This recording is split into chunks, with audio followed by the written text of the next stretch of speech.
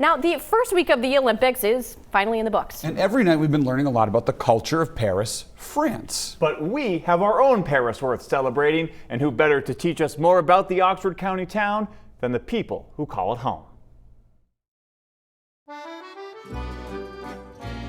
Whoops, sorry, wrong music. There we go. That place in France is known as the City of Lights, the City of Love, but our Paris is the heartbeat of the hills.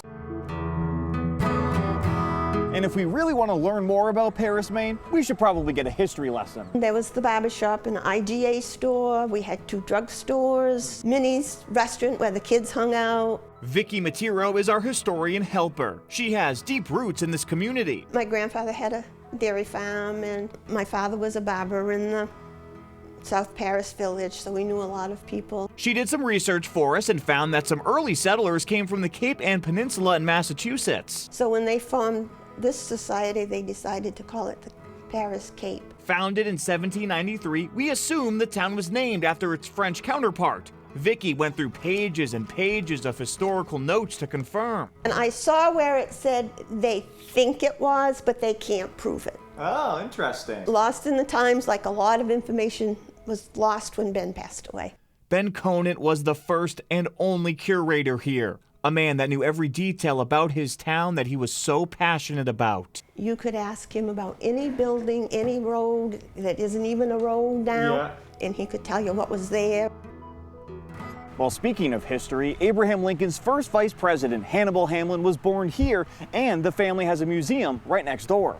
An 1860 campaign flag and other pieces of history located in the old Oxford County Jail. And it's a good thing to be connected to the past. That's Louis Berkowitz of Timberwoods Farm, growing mushrooms out of a barn that's nearly 200 years old. They don't grow like anything else that we've grown in the past. While he's from away, Berkowitz works with local restaurants and businesses, and the farm gives back to its new community. The Maine people are probably the most friendliest people that I've ever run into.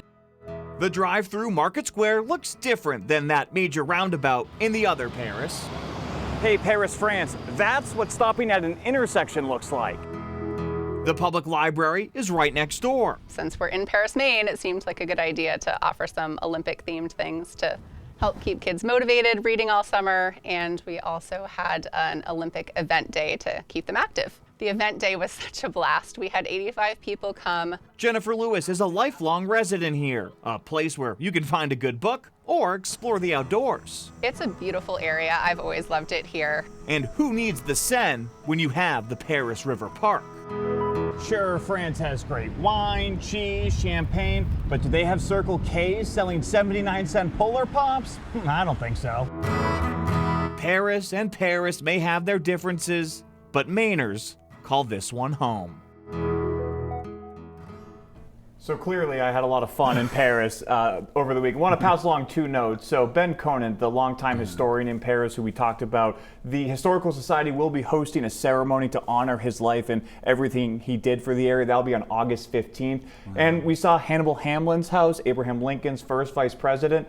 So they were doing some lawn care there, and I was talking to a couple of the workers.